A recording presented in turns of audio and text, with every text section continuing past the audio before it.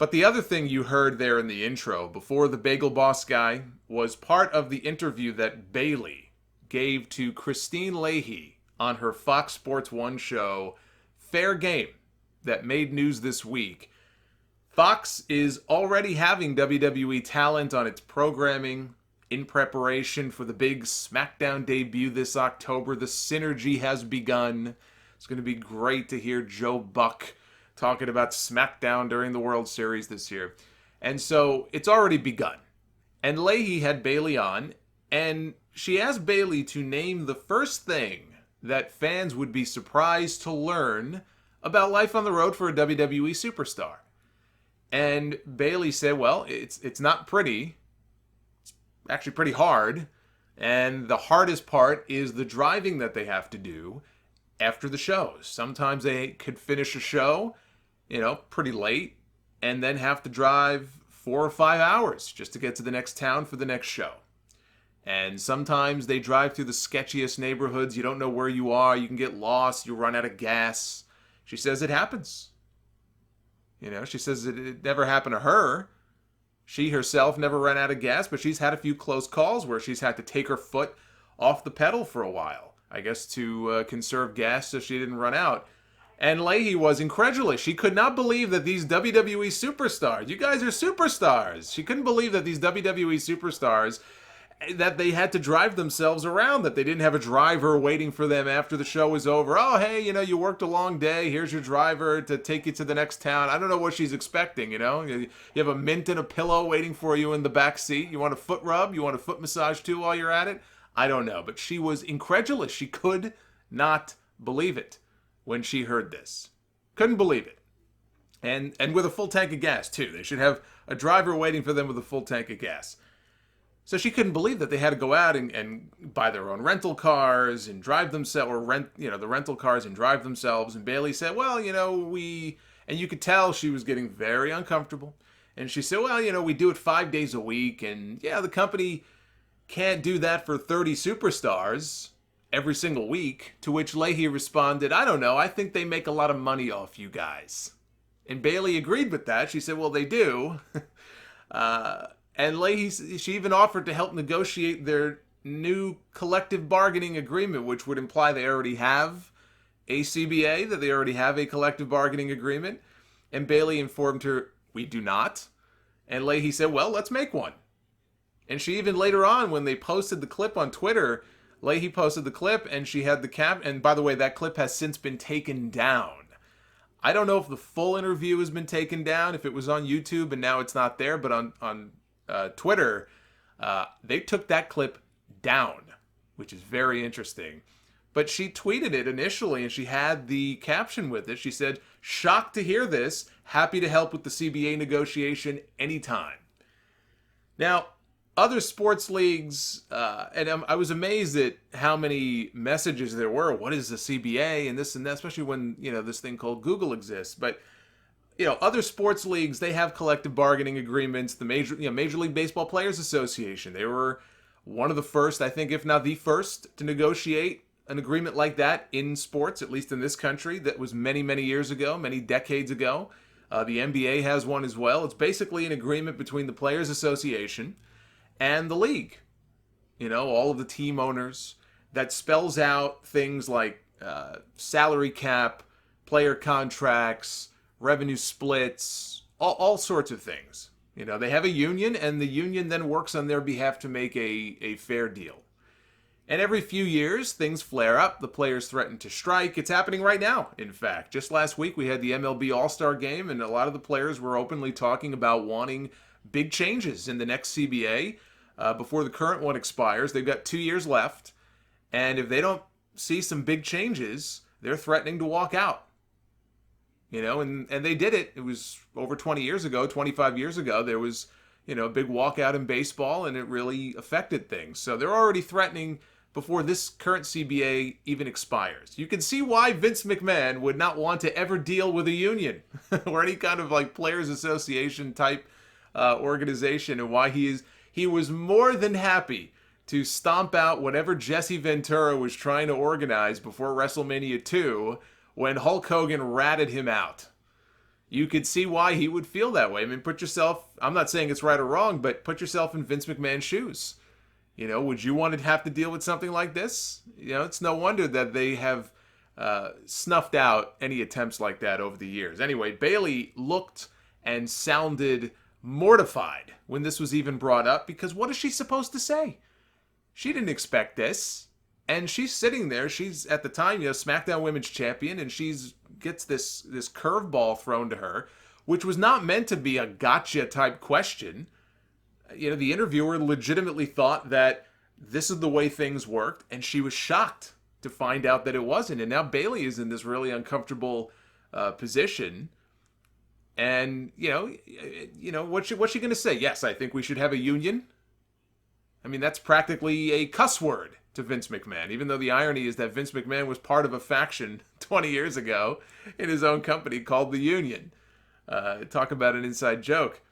But she looked so uncomfortable when all of that came up, because of course she knows it's bullshit that they have to pay for their own rental cars and they have to drive around for 7 hours, 6 hours, whatever it is, after 11 o'clock at night just to get to the next town. Because, if you leave before the show is over, you'll probably get heat. The dreaded heat for leaving before the last match is over.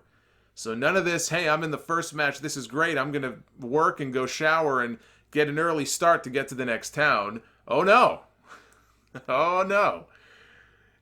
And look, I'm not going to sit here and I'm not going to litigate the whole union thing or independent contractor thing again, because I've said my piece on this. And nothing is going to change. The union thing especially. I always think back to the quote that Jim Ross once gave. And Jim Ross worked in talent relations for many, many years. So he was intimately involved with the talent and, their thoughts on things and their wants and needs and all that type of stuff. And part of negotiations, contract negotiations as well. But I remember the old Jim Ross quote about why a union in wrestling will never ever happen. Because you cannot get a group of wrestlers together in a room to even agree on what to have for lunch, let alone talk about revenue splits and this whole new constitution that they're going to write up. It's just not going to happen. But it was amazing that this happened on a Fox show, of all places, which you would think would be friendly territory for Bayley. But this is what happens when wrestling flies under the radar, when WWE flies under the radar for as long as it has, and you are interviewed by somebody who clearly does not know the first thing about WWE. When the outside world hears about these things, like in the John Oliver piece he did on HBO, you heard audible gasps from the crowd when they would talk about these things. And how, they treat the talent not as employees, but, quote, independent contractors. And people were stunned. They couldn't believe it. And then what happened? Nothing, because that's what always happens. Inevitably, nothing changes. But I've always been shocked myself. I said this to somebody on Twitter. We were having a discussion. I have always been shocked that we have not heard more stories of wrestlers, and this could be independent wrestlers even, not just in WWE. Because, it's not just WWE guys that work, multiple shows and go driving on the road and, to get from town to town. But the schedule that WWE keeps, I've always been shocked that we don't have more stories of wrestlers falling asleep behind the wheel and driving off the road in the middle of the night, which is something you would think the company would want to protect against. Without the talent, there is no WWE. They're kind of important. And I would imagine that, that's one of the reasons why a lot of them carpool together. Besides trying to save on road expenses, they probably do it, in some cases, as much to keep each other awake and alert as anything else. I'm shocked we have not had more tragedies like that. The most famous one is probably Joey Marella, Gorilla Monsoon's son, his adopted son. He was a referee for WWE for many years. He was the referee, in fact, for probably the most famous match in the history of the company. Hulk Hogan and Andre the Giant at WrestleMania 3. And he had just finished working a show for them. It was somewhere on the East Coast. It was, I want to say, it was either Maryland or Massachusetts. It was one of those states. And he and Harvey Whippleman were riding together in the same car, in the same rental car, on their way to a show in Newark, New Jersey. Now, Whippleman was wearing his seatbelt. Joey was not. I don't know what hour of the night it was. It was obviously pretty late. And Joey fell asleep behind the wheel on the New Jersey Turnpike. He ran off the road, he ran right through a guardrail, and he hit a tree. And he was killed on impact. Whippleman, thankfully, he survived. That seatbelt saved his life. And everybody listening to this, I would bet, most people listening to this who have a valid driver's license, if you've driven for any length of time, whether you drive a lot but if you've driven, you have a license, you have had an experience, I guarantee you, at least once in your life, where you caught yourself dozing off behind the wheel, your eyes felt heavy, trying to keep your eyes open, roll down the window, blast the radio, tell the person next to you, hey, talk to me.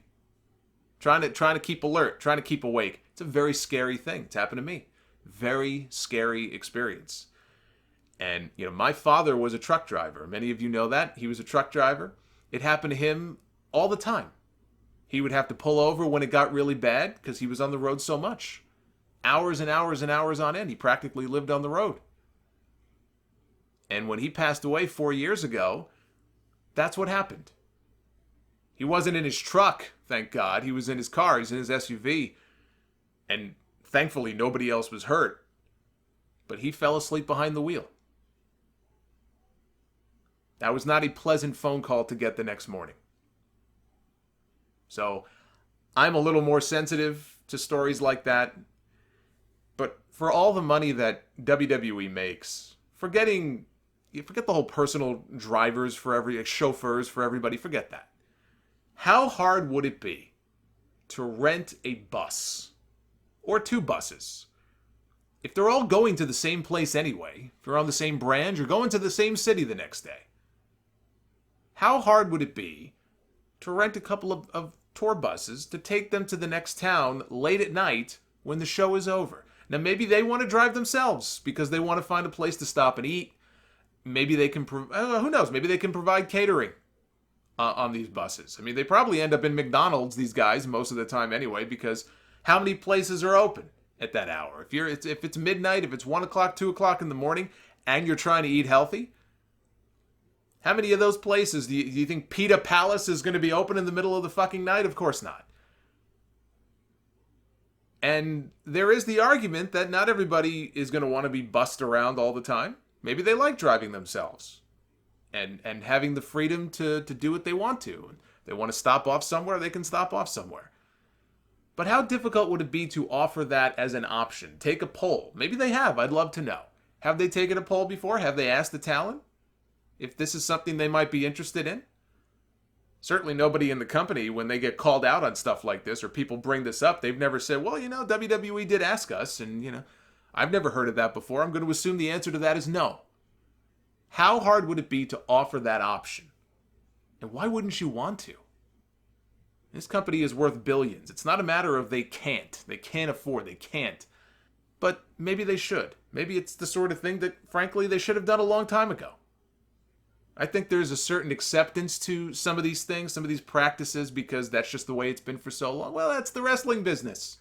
That's just the way the wrestling business is, right? You hear about the miles on the road. You're riding the roads up and down. That's how you learn. You sit under the learning tree. All right, well, you can sit under the learning tree on the bus, too. It doesn't matter, But this is the way it's been done. Come on, this is tradition. This is the way it's always been done. You know what? This woman may not know a whole lot about wrestling or how WWE works, but her reaction says a lot about how archaic some of their business practices really are.